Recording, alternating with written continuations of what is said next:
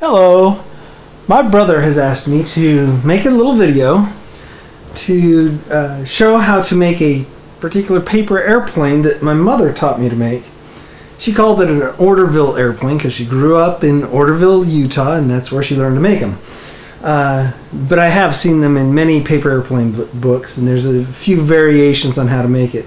What you need: piece of paper, just ordinary 8.5 by 11, hard smooth surface, pair of scissors. In my mom's book this would be optional, but I prefer the scissors. Okay, the first thing we're going to do is fold it. Take the one corner and fold it all the way down so that the top edge is even with the side for the whole length all the way up to this other corner, the other top corner. Then you crease it.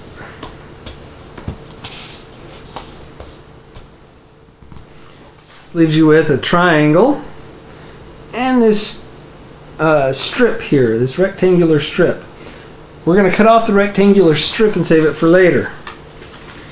In order to cut a straight line, I will crease that so that I have a guide for cutting. Now, at this point, this is why the scissors are optional. Mom would lick the crease and then tear it off. I prefer to use the scissors.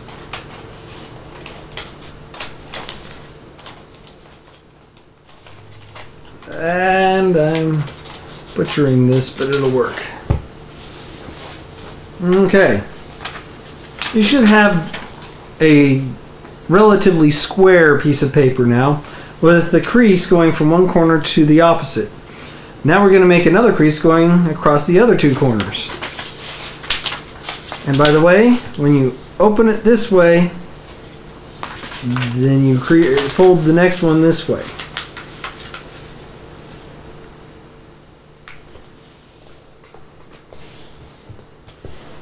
Okay. Now when you open it up, you see you have these four corners that they're all trying to fold the same way. They're all trying to fold in towards the middle. When it's like that, we take it, turn it over so it pokes up like a tent, and push down on the middle of that tent, and that helps start the next fold, which is a straight one. You're going to line up these two edges and crease.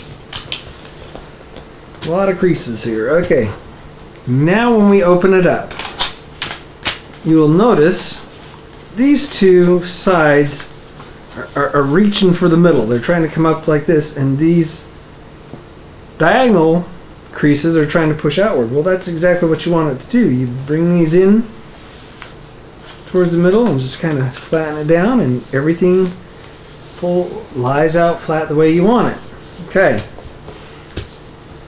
Now you have 4 points sticking out. 1, 2, 3, 4. The bottom two are going to become the wings. The top two will become the engines.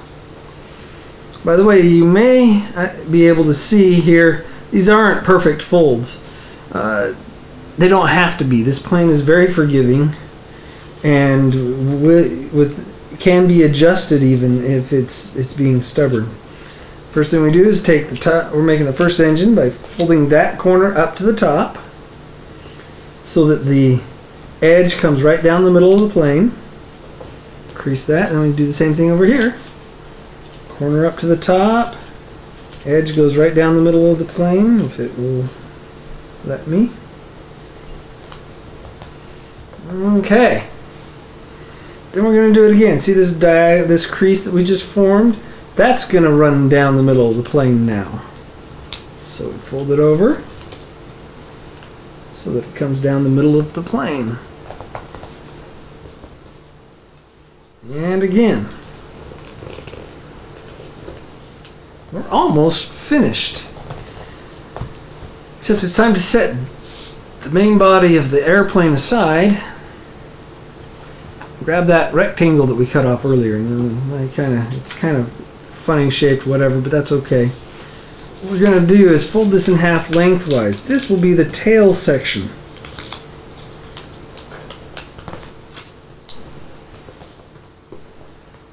Once you have that, this is going to be shoved up inside the airplane, and so that it'll go all the way in, we need to fold this part down to the middle, and this part down to the middle, so that we have this triangle shape that'll match up with the front of the plane. Now, you notice this is creased in half. The engines are on the bottom of the plane. The wings fold upwards, so you want to have this facing this direction, and shove this inside. Then we do the next part. If you want to lick and tear, that's fine. I prefer scissors. We cut from the front of the plane all the way back just to that line formed by the front of the engines. That way, if you were to fold it down, you could just fold down one side at a time. Actually, it's helpful to fold them both down. If you have a little extra piece, you can just tear it off. When you folded these up, you actually created a little pocket, which you can use your finger to open it up. You're going to take each one of these sets of points, and you're going to tuck it inside its little pocket. Okay, do that the other side.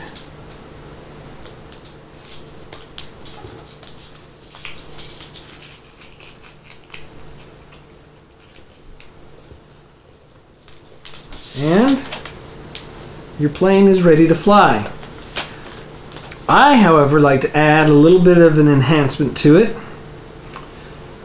It will fly like this, but I like to modify the tail section just a little bit.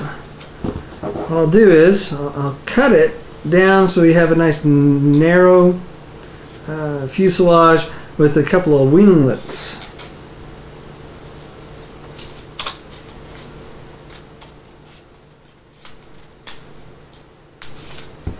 Okay.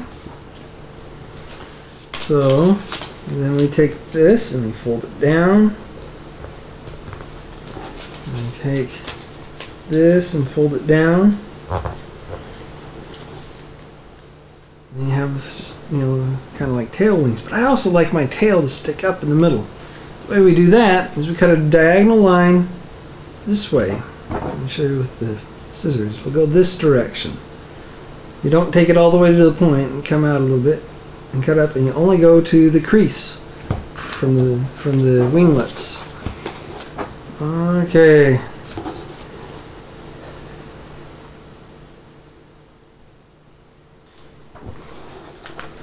Then you take and you just sort of push that section up. Fold them back up. Oops. It's being stubborn. Okay, there we go. And now you have a neat little tail. Now to adjust it for flight, if it's, let's say it's trying to fly to the right all the time and you want it to fly straight, well, you would simply take and curl this wing that direction a little bit, curl this wing up a little bit, and that would encourage it to come back left a little more and straighten it out. You can kind of gently bend that up to help push it upward. If you do it too much, though, it might porpoise. In other words, it'll go up and then down and then up and down, and it doesn't look good. But a little gentle nudge will help it go upward. If you go down, it'll just nosedive all the time. And then you hold it about right there, and you fly it.